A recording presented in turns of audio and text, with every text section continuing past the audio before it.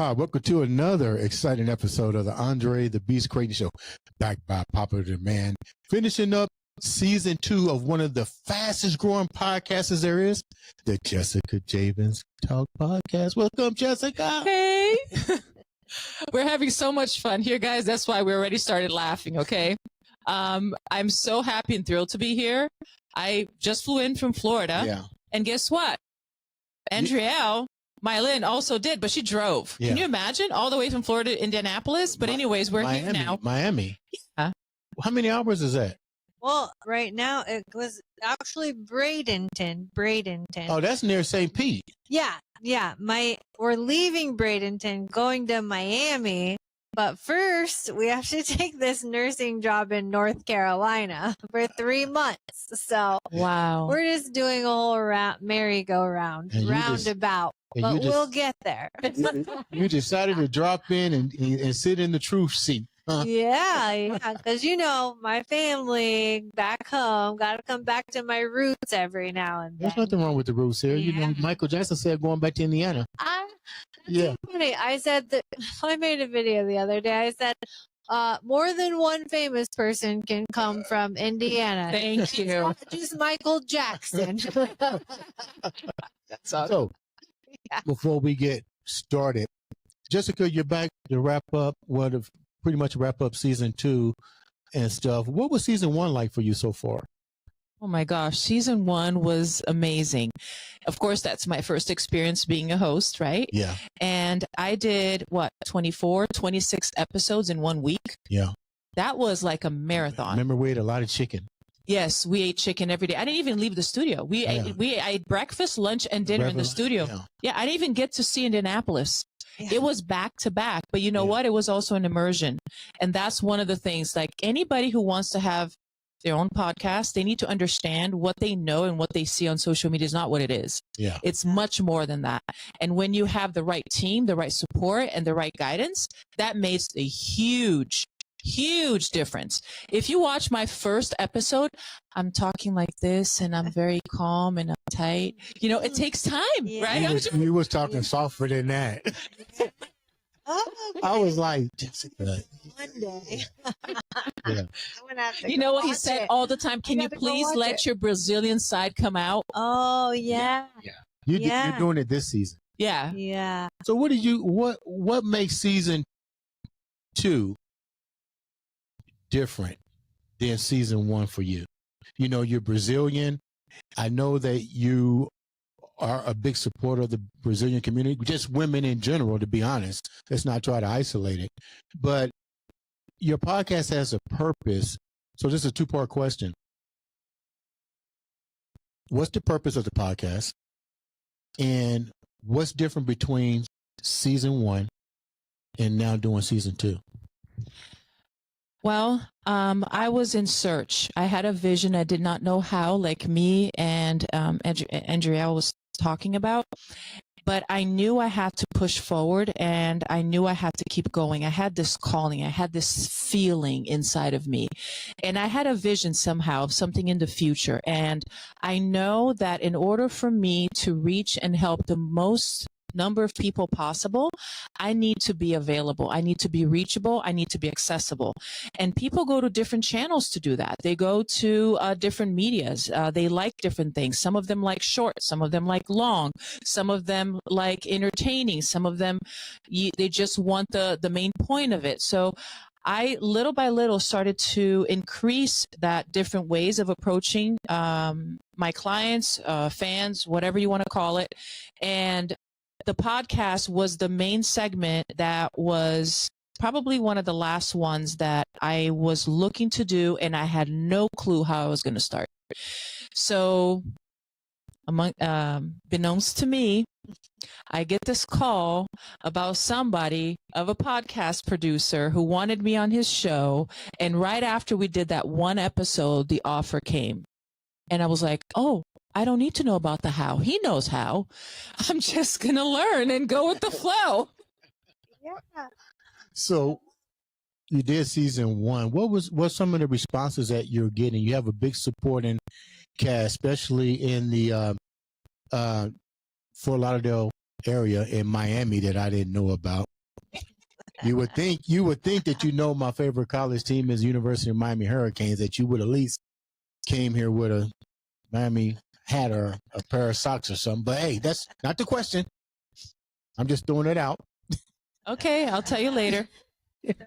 So out of season 1, what was the most impactful part of that? Like, do you remember a particular episode, a particular show that really resonated with you gravitating to get ready for season 2? Because you had so many extraordinary guests. Yes, that's what I keep saying all the time. If you follow me, especially on my stories on Facebook and Instagram, I met extraordinary people and we talked about extraordinary things. That's the easiest way that I can put it.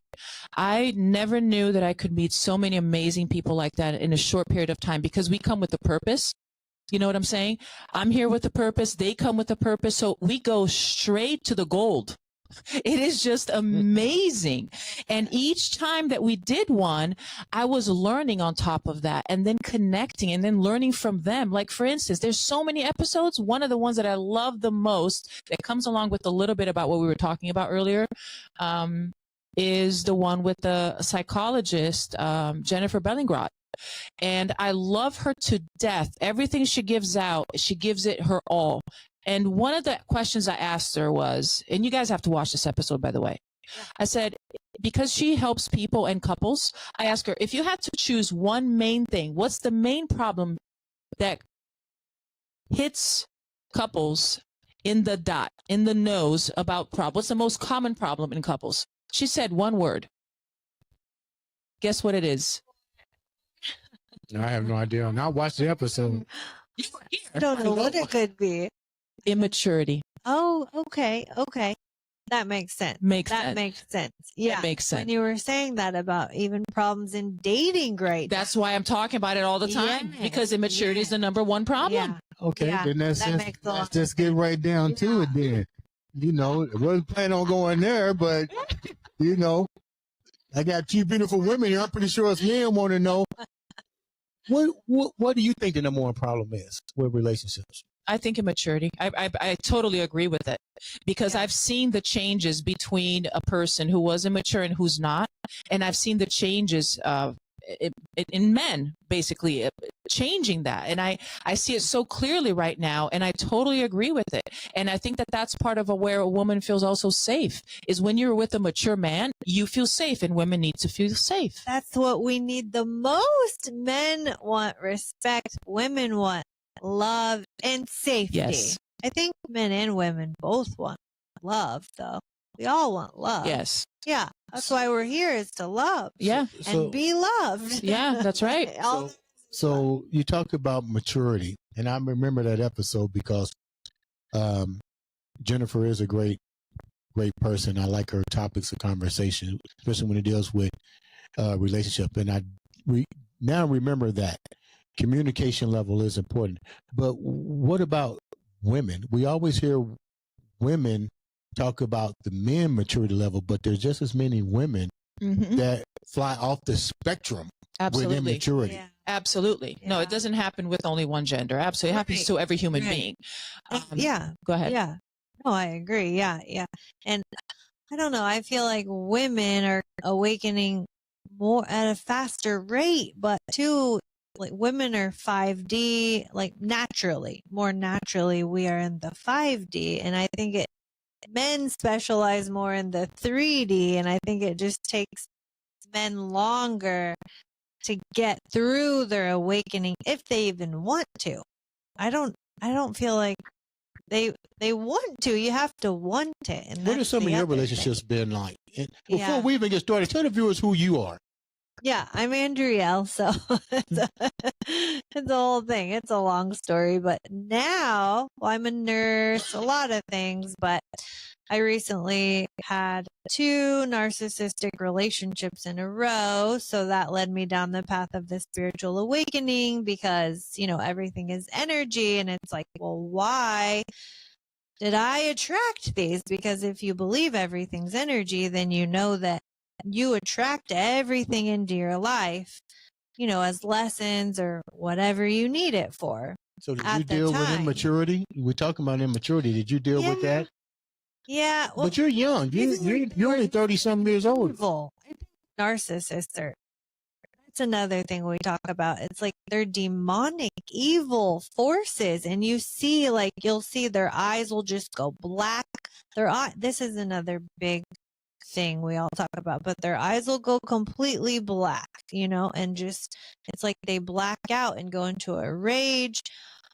And another thing is they never sleep. And I believe it's because their demons never sleep and they have restless souls. That's one of the things like I bring up. And then so many people in the comments are liking and agreeing. And those videos always get the most is when I talk about the eyes and the sleep. They never sleep. But have you dealt with the relationships as it relates to the immaturity level? Because narcissists and immaturity, I'm not Dr. Jennifer Bellengrump, but I know those are two different topics. But have you had any experience with dealing with what we call emotional immaturity? Like, not notice how I threw that word out there, right? I know. It is. I don't feel like it's personally myself because I'm just almost swearing it off right now. I'm like, I don't even want to deal with it because it's out there. And, especially this is one of the things I hate. If they ask for a picture or something, I'm like, no, that is immature. Like, that's immediate no, red flag. What do you mean a picture? Yeah, if you're like on the dating sites and guys want like a picture, a sexy picture, whatever, and it's like, no, that's an immediate, you're done. You're done. That's immature. Like, there's more than that. You have to get to know the person.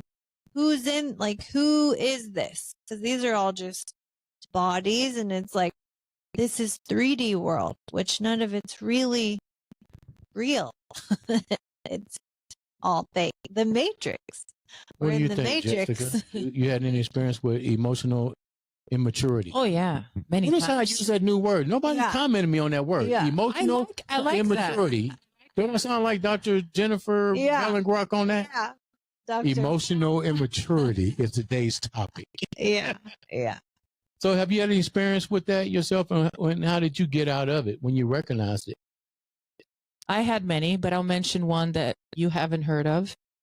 I was in my early 20s, and I was out of my first relationship of 5 years. And it was that first person was a little bit distant from me. And he was the kind of person who's like, when I said, well, don't you think I'm pretty? Don't you love me? And he says, well, I'm not going to say these things to you because I'm going to spoil you. So he kept his feelings in love and kindness from me because he thought he was going to spoil me. So out of that relationship, I found a person who was the opposite, who was extremely nice, told me I was pretty, loved me, wanted me all the time. And then I got sick of it. I'm like, this is too much. This is crazy. He was dependent on me. I tried to break it up. He begged me not to. I tried it again. It did not work out. I was having the eek. I couldn't do it. And then I finally broke it off, and he was after me, trying to get me back or destroy my relationships for several years after that. So what was the difference between the two now that you look back? You had one that validated what you were missing. It's kind of like what we put out there. It came back. Yeah. You wanted that, but then it bit you in the ass, so to speak. So what did you learn from the two? That I needed balance. I needed something in the middle. I know. Okay, what's the middle? What's the middle for both of you guys? What's the middle? What's the middle? Like, I know. I'm like someone that having a growth mindset. It's maturity. These two things are immature. Having a growth mindset and being always willing to grow and look at yourself and take accountability and someone you can have fun with too, though, and laugh and play. And know themselves. Actually be curious. A person who is curious, he's going to look to learn, to know, to get to know you. He will want to know you, want life. A person who's not curious and they're just focused on their work or just focus on themselves, forget that. No relationship is going to work. No. Agreed. Yeah, men are selfish. And excuse me? Excuse me. Excuse me. Some of the dating people I watch, they're like, no, it's your turn, women. You be selfish, because men are selfish. They don't do everything they're doing. They're not thinking, about us. They don't think about us, because that's a woman. Okay, so thing. what's your Everything definition of selfish? I'm a man over here now. You think of yourself first. You put yourself first, and that's what women. It's a common thing. Doing. It's a common thing. Have trouble with that. Well, Not every man is like that, though. So much so that my ex-husband, the most recent relationship I was with, he cooked for me. I'm like, whoa. Yeah. I was like, this is nice. Yeah. Because I was like you. I was always overgiving my entire life. That's what I felt like I would only be loved if I overgave. I had to deserve to be loved. I had to overgive. Exactly. That's what I did my entire life. And that's a woman thing. And too. when I think started they to share receive a little bit, that. when I had him pay the bill for me, I had him cook for me, I was like, oh, this is uncomfortable. Because I started working, I was independent very young. Yeah. And that's another problem because then you take the male side of things and then they get used to it. And now they don't want to be the male. They want you to do the rest. And it's too much. And you're in your I mask. think I might open up Pandora's box. We'll be back after this commercial. We'll be back after this commercial. I think I just open up Pandora's box. I know. Yeah. So let me ask a question. In today's society, how difficult has it been for not all women, but for yourselves in general, to navigate the relationship world? I mean, I feel like I know what I'm doing now. Well, that's the thing. You reach women who are not in their 20s anymore, and now they know who they are. Mhm. They finally went through transformation about. Hold down. I disagree with that. And hold on. And now they're going to be more picky. Because now, why? They already know how to take care of themselves. They open the door for themselves. They cook for themselves. They make themselves pretty. Okay. They put the creams on their body themselves. They don't need a man. So if a man is going to come in their life, Excuse me? if a man is I'm going to let you eat those words in a minute now. and I didn't finish, you're going to make my point. Okay. Because I agree.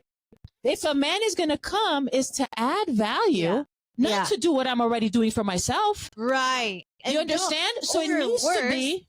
Don't tear us down either. Oh, Like, no. Don't. I'm done with that. Same. I hear just as many women Same. say these exact words. I don't need a man. I pay my own bills. I do this, I do this, I do that, I do that.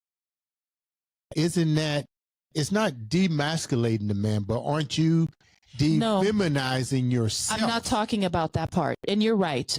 The way you said it right now, I agree with you. Right. Okay. I don't ever want to diminish anybody else. That's not why I'm here. Never. Same. However, because of the level of where each one is in their journey, it might not be a match. So if if I'm ahead in my life, I did my transformation. I went through a lot. She's been through a lot. She's at a point now that she doesn't need a rescue, let's say it like that. Right. Okay. And that probably is immature too, because if you're in your 20s and you want a guy to rescue you, that's not the right reason why you should be with the guy in the first place. Yes. But what I'm saying is, when a man goes into a woman's life, it should not only be like for the basic things that maybe in our 20s we think that we need a guy for. Oh, I want him to, I don't know, take me out, have fun, and have children. There's so much more to that. You know what I'm saying? And that's what I'm saying. So if a guy is mature, he's going to be a provider. He's going to be a spiritual person. He's going to have a vision. He will want to continue to grow up until he dies. He will continue to want to grow. He's going to love life. He's going to serve not only his life, but serve her. And again, the principles, of course, that I use come from the scriptures, which is all aligned with what we're talking about here. Yeah. By the way, I love that. they are transcendent, because it doesn't matter what generation you're from. It applies to everybody because we're all humans. Yeah. So I just think that You open up a can of worms because you're getting emotional like crazy. Her voice tone on jumped up like. I love that. Yeah. Such good point. Keep going. I feel that we tend to compare sometimes our relationships with the first part of our life when we're not even ready for them. We think that we're ready for them. We're not ready for them. Yeah. Do you find that a lot of women, you just touched on something. I remember when I was on the dating scene, this is what I heard from a lot of females. They still carry it around the trauma. But this is what this is. Let me rephrase it. This is what I would tell them. I don't need to know about your trauma with who you was in a relationship, and I'm gonna tell you the reason why. There's always two sides to every story. Only story I hear is your story. Yeah. My next question to that is, when I'm talking with them, is what are you looking to bring to me, and what do you expect me to bring to you? That's where it needs to start at. When people are trying to date in today's world, like you were saying, a guy wants a picture of you being provocative and all that. The whole game has changed. But let's go back and go deeper. Have women become to the point that they're devaluing their worth, and it's reflecting on other women? Let me finish this so this makes sense. Yeah. OnlyFans came out and everybody and their fucking mom was on that shit, making buku money. Even husbands had no idea their wives were on these sites. Well, then husbands are on there too. I don't know nothing about And that. wives don't know. But what I'm saying is, on both sides of I don't know nothing about the men, It's always. But women are in a different category. They're in a different category than men. So what's your perspective on, has the explicit showcasing of women now all over social media, all ages, has it crippled a woman's ability to really attract what she's looking for? I am sorry. Yes, it does. Let me tell you why. When I was a kid, if you wanted to see something, you had to go to the newsstand or somewhere to buy a picture of a porn or something. It wasn't all over. Or you had to go downtown in that horrible movie theater where they play porn. Today, you don't have to. It's everywhere. You go to the gym, even the gym closed, it looks like you're naked. So everything is about lust. Everything is about lust more than ever before. Yeah. So, of course, if you're putting that into the man's head all the time, however, there are some guys who are smarter than that. Right. The late person who just passed away recently, he said it out blunt to the whole university. He said, women, stop dressing up and showing yourselves that way. Men don't want that. If they are giving you attention and you're showing everything, that's because they don't want you. They're just, in a way, using you. Right. If you want a real man, cover yourself and dress appropriately. He was really clear about that. Yeah. Agreed. What's your take on that? I keep hearing you say, I agree. I do. Yeah, there's a lot. They've devalued everything and just the whole dating scene. But it's like both too. And I feel like men are giving up, women are giving up, but there are women out there. That's the other thing. That's what I wanted to say, because men want to go for these young 20-year-olds too. They want to go for these young, hot, dumb girls and then complain that, they're dumb and dumb. Well, they're coachable. And it's like, they're coachable. At 20 years old, you're coachable. I wasn't any better yet. I wasn't coachable. I say they don't know any better yet. Nope. They turn into us. You make dumb decisions. Yeah, I made dumb decisions. In relationships at 20? To go through all of the hell and finally find out and discover myself. And that's what people don't realize. You're not going to discover your whole self in your 20s. Exactly. So let me rephrase that. Two-part. They're coachable and they're gullible. They're gullible. I say they don't know gullible, any better. but I wasn't coachable. They don't know any better yet, because then they turn into us later. And we're like, we're done. Do older women have more resentment towards the younger girls? I don't know what older women feel. I mean, but you guys are right there. I know. That's mature women. Like literally, like if you're out, so good. If you're out and you see this in your daily activities, what goes through your mind? I'm sorry, see what? When you see a older man with younger girls and so forth, and you're out, what actually goes through your mind? It depends on the difference. If there's a guy who's in his 50s or 60s and he's with a 20-year-old, it's a big change in And that's the thing that I always felt like I'm okay with whatever age. But the thing is, if your generation is so different than yours, all your customs, the music, the TV shows, everything that you talk What do you about have in common? is a different, exactly. Right. You don't have anything in Right. common. So Yeah. if it's too much, now, if it's not too much, then there's some things there that, and then you guys can relate and enjoy at the same time.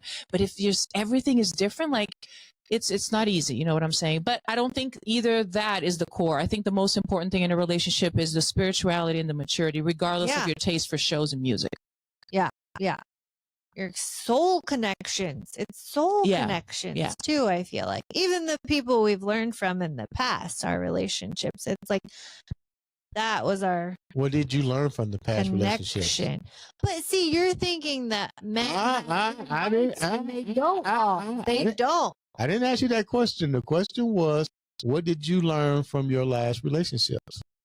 Boundaries. Yeah, because like I think here and I walked all over.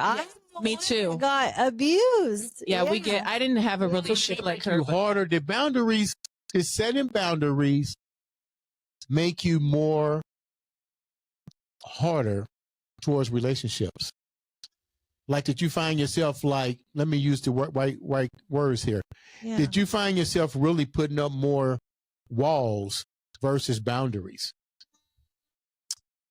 I know. I don't know. Like, we're just trying to navigate dating, but I'm really not dating. I tried, there was a couple relationships recently, and it was obvious, like, they did not pass their karmic test. Okay, what was the karmic test? Then we can Them answer the not question. showing up when they said they would. Them not keeping their word.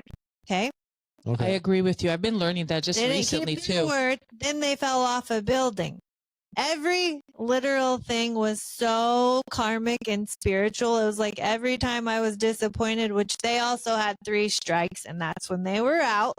It was like the 3rd time that I felt disappointed, and it's a feeling. It's like, this isn't right. Yeah. now. And I ignored those for a long time. Yeah, Just so you know, exactly. you ignore because you don't want to be too picky. You don't want to be judgy. You don't want to be this, but then you don't realize. You're hurting yourself, though. It's like and that's where you learn the boundary. And it's the pattern now. That's what I was thinking. 3rd time, now it's a pattern. Like because they were doing so good, sticking to their word, driving 3 hours to see me every weekend, and I was like, you don't have to do that. It's fine. Like, I was the one like, that's too much. Don't do that.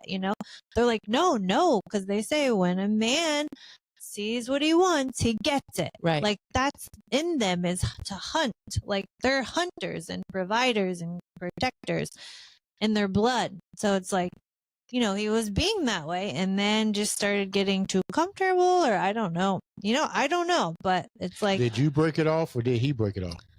it was just kind of, it fell apart, really. It's like, What do you mean we say fell apart? I don't know. It just kind of ran its course and dissolved, I think. Yeah. Sometimes you don't have a hard stop. You just like, okay, this is not going. You start to cool down, and the person doesn't feel it either. They start to cool down, and it's just like, it just kind of You dissolved. sound like you're speaking from experience. Yeah, absolutely. Okay, give me an example. I think it's similar. Everything that she said, most women's been through. Yeah. This is very common. Too, everything you were saying, I'm like, same. Yeah. And these guys want to go for young girls, and then and I think that recently has been happening more, because when I talk to women, young women, I hear that a lot. It's all fiery in the beginning, and that's the expectation now, and then it starts to cool down because there's no essence. It's just based on having the electricity, having the nuance of it, is having the experience. It's having, and then once you start getting to know the person, it starts cooling down, because the purpose of the relationship wasn't right from the beginning. Right. Like you said, you get to know yourself. Like games, but it's like, really, yes, they do. It's not games, but that's like, we can't give them too much too soon, because they burn themselves out so quickly, and then they're done and on to the next thing. That's why when we aren't calling back now or texting back or whatever, we've been there and done that, and we still get, no matter what, it turns out the same. We end up single. No matter what we do. We've tried this way, that way. So what's the right combination? see, that's why I'm at the point just working on myself right now. And like, that's how I feel too. When a man, like they say, if he wanted to, he would. It's like that, it's like women aren't meant to be the pursuer. Like, that's not and it goes back to masculine, feminine energy too. Because, it works and flows. Yeah. If the man's in his healthy, I don't care how much I suffer. I won't go she's in his, exactly. What does that mean? What does that mean? We can't.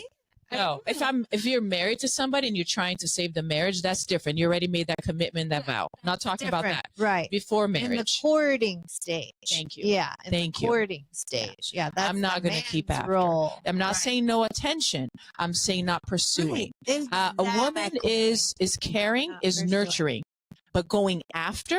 Right. Receiving. Feminine energy is the receiving energy. Yeah. The masculine. So let me ask this question. You just came from a girls thing. I was fortunate to talk to all your little girlfriends and stuff. I'm just curious. You was there for several days with them. You had some great friends, by the way, great friends.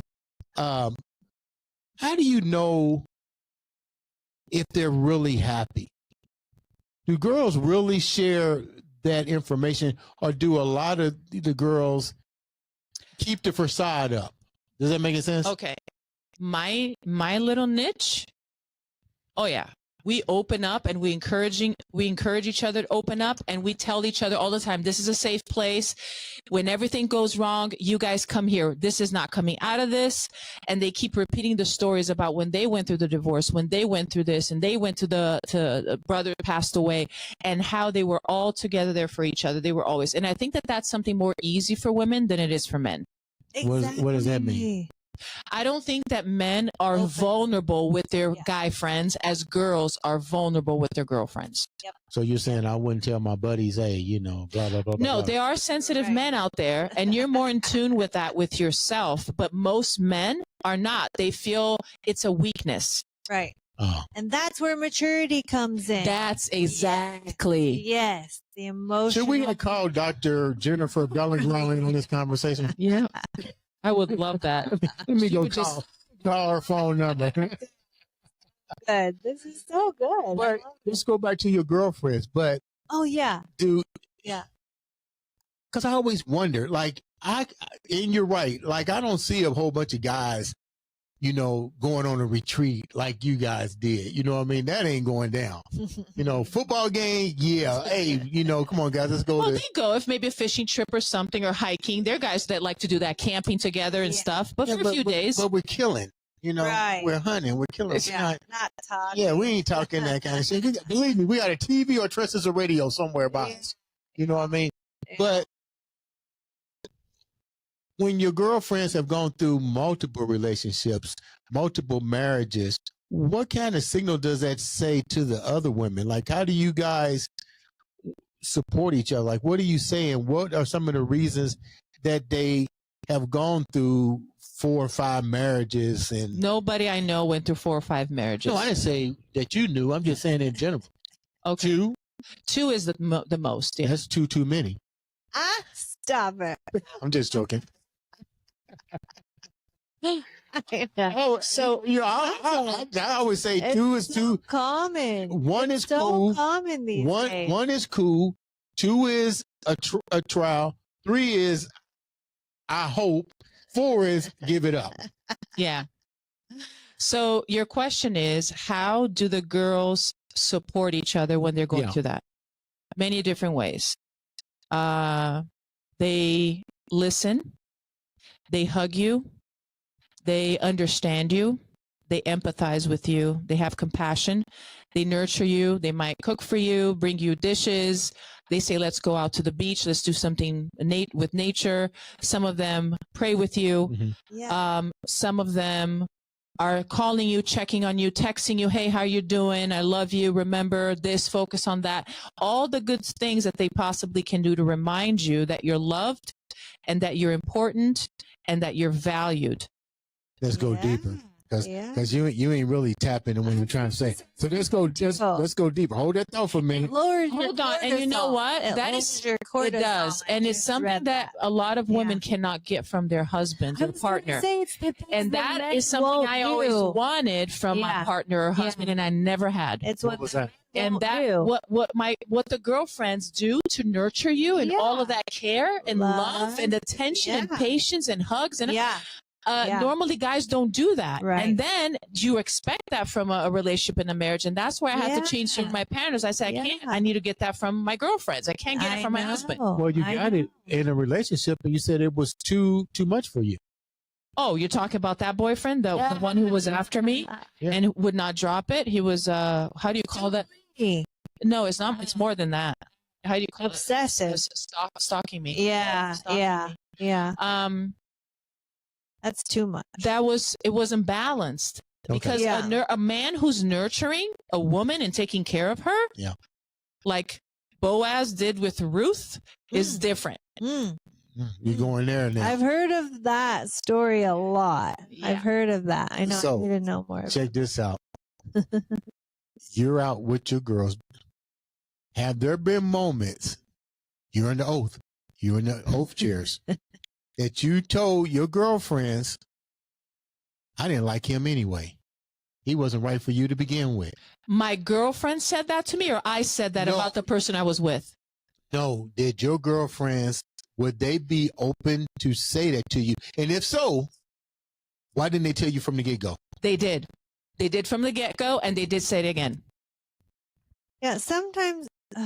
my girlfriend, some of them did tell me that. Some of them, they look and they stay quiet. They say, let me bite my tongue. Some others are just so blunt. They just come and say it. And they said it all along. Like, they're not for you. But, too, it's like we have lessons to learn still. But then guys get mad if we say, no, you're not for me. And we don't even give them a chance. But it's like, why waste anyone's time if we know, like, there's not that attraction there? Why go any farther with this? But would you tell the guy? Like they get mad at us. Wait a minute, you just said something. You said something you think we owe it. So the question goes back to, if I'm interested in you and you come at me with a lame ass excuse like that, I don't think that we're a match. My question is, what makes you think that? And because you don't know me well enough, what are you basing these assumptions on? When we'll say, okay, I'm not sure, but let me give it a try and get to know this person. Even though your instincts in the beginning were like, I don't think we vibe. I don't think we click. Like, I just don't feel it, and there's billions of people out there. It's like, how are you ever supposed to find the one, out of all these people? What are the odds? So, it's like, okay, you're thinking right off the bat, no, that I don't feel it, but I'm going to try anyways. And so you do try anyways. And then you find out later down the road, I was right. This isn't the person for me. Hard. Did you? Right. Okay, maybe that person wasn't for you because you already had boundaries set up. You already had expectations set up, and maybe he wasn't put in the proper environment to see if maybe he did have those things. You ever heard those saying, wow, I wish I knew that earlier. I didn't know you did that. Maybe you didn't set up the environment to showcase all of his hidden talents. Well, let me tell you one thing. Wait a minute, Jessica. Okay. Go ahead. Well, I got her thinking about that. She just said, I don't even know. I'm kind of confused now. I'm like, if you know as a woman, I'm like, your intuition is everything. But you're dealing with a relationship. So when you're dealing with a relationship, everybody has their guards. You got your guards up. He's trying to enter the kingdom to get to know you. Yeah. So he's going to be walking on pins and needles. He's going to do everything he possibly can for the first impression.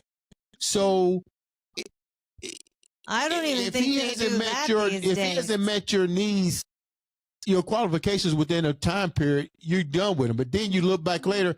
Remember what you said about the boyfriend when you was young? And he said, wow, now he's successful. He's all outdoors. Blah, blah. He's a great family.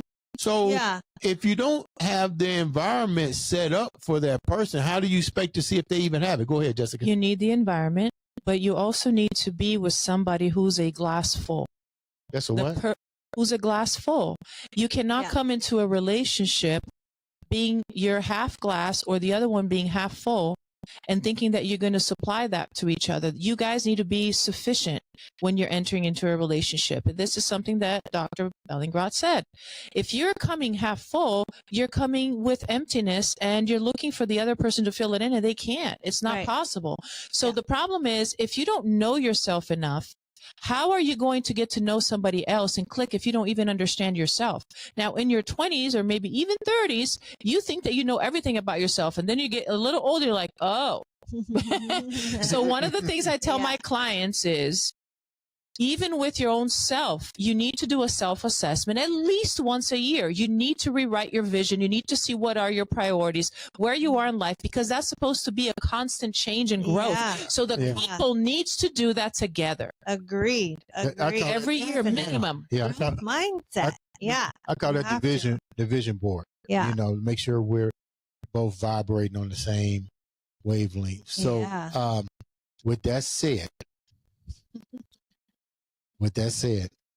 I'm making sure I'm putting my foot in my mouth because I got two women here. And what did I say I don't like to do, Jessica? I don't like to do what? Argue with women. What's number 2? Argue with women. And what's number 3? Argue with women. Rest my case. I know when to be quiet. So what do you think is the recipe? Let me go back. I thank you for the download. I know I was getting ready to ask.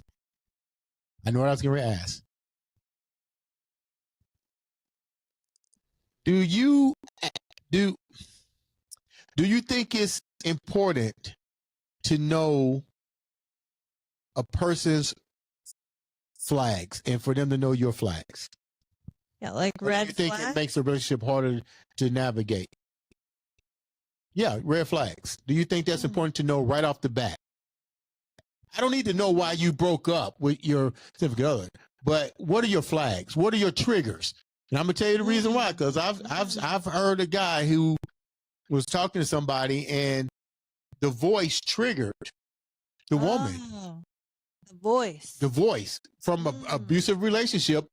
Triggered.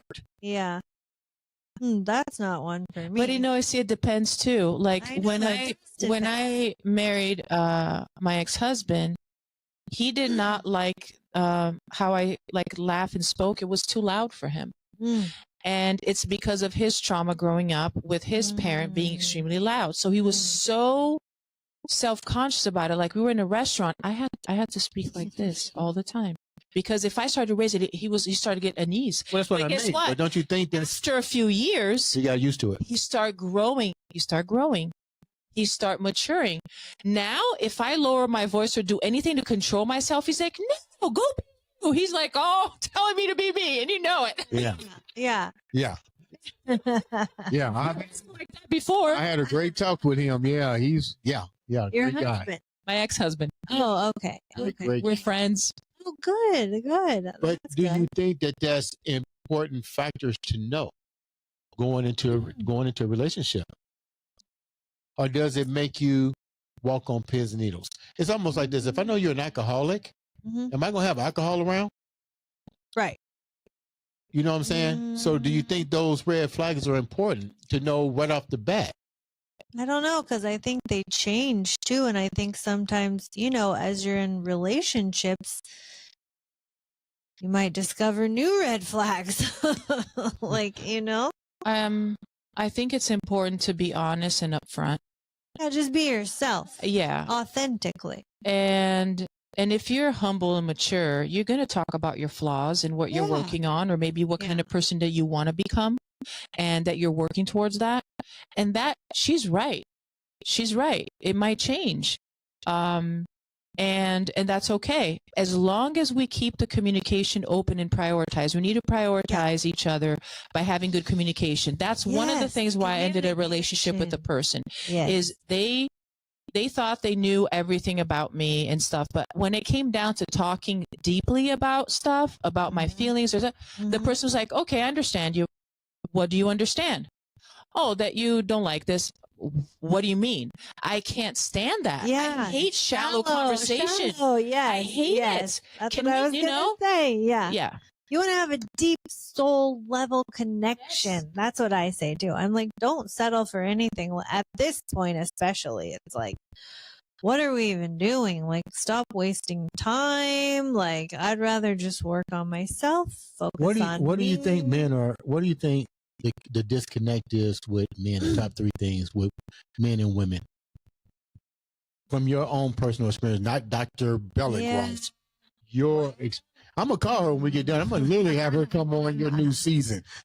We're gonna have a heart-to-heart talk. Yeah. So, what do you think, from your perspective, the top three things with men and women? And then Jessica, you Probably communication. That's a big one right there. And just the maturity. Yeah, that's a big one too. Just having a growth mindset and being willing to grow, spiritually too. Do you think most men and women have a growth mindset right now? The numbers don't show that. Yeah, I know. That's another problem. That's really The numbers don't show. So it's almost like trying to look for a needle in a haystack. What do you think about that, Jess?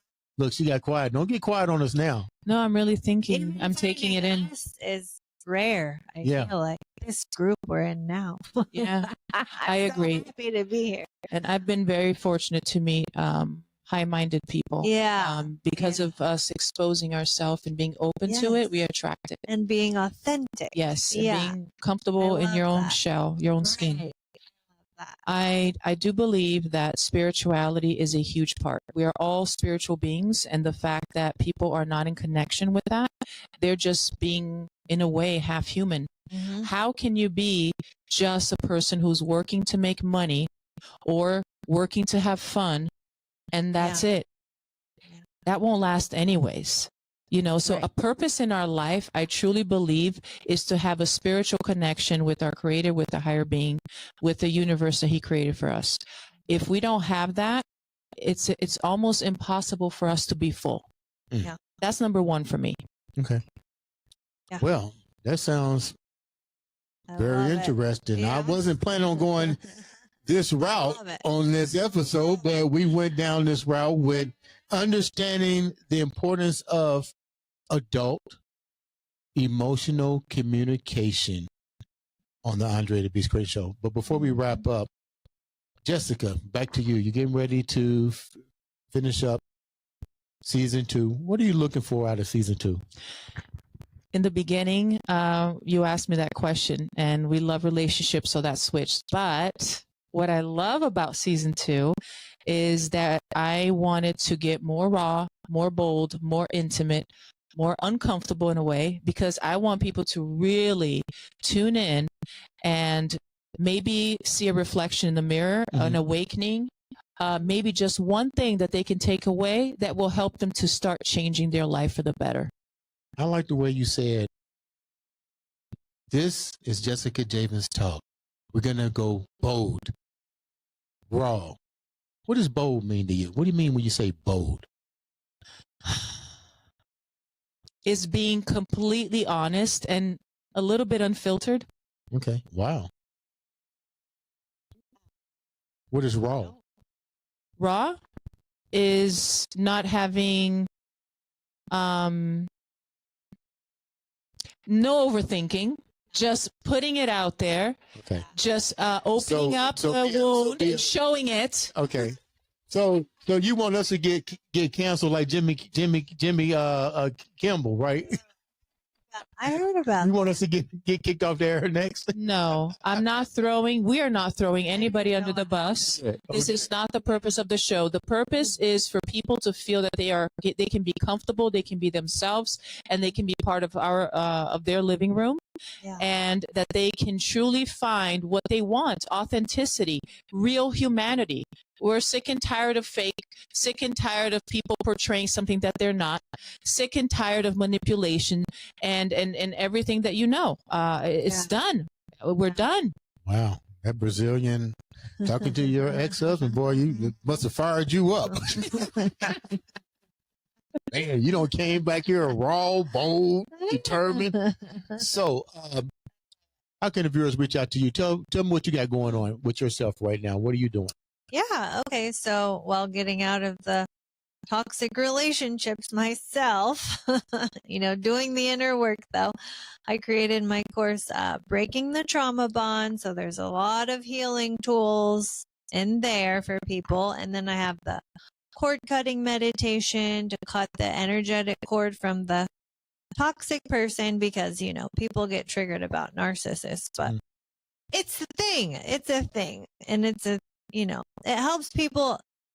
I think about labels a lot, and people just like to have labels. It helps them understand, I think, even though the label doesn't really matter, it just helps them start putting the pieces together and like, okay, this is what it is and it's not going to change. So like, do these things and get out. How can the viewers reach out to you and get more information on your product? Well, my handle is Live Well with L on all the platforms. And and then I have the money block removal meditation. People need to do that. Make sure you guys get rid of the money block. Make sure you guys subscribe, like, share. It's been a great having both of you ladies all the way from Florida, man. I feel good. I feel like one of them sheiks. We brought the sunshine from the Sunshine State. I wish we could. It's nice. I love it, man. It's great. Yeah. Ladies and gentlemen, this has been another exciting episode of the Andre the Beast Crayton. Say it with me.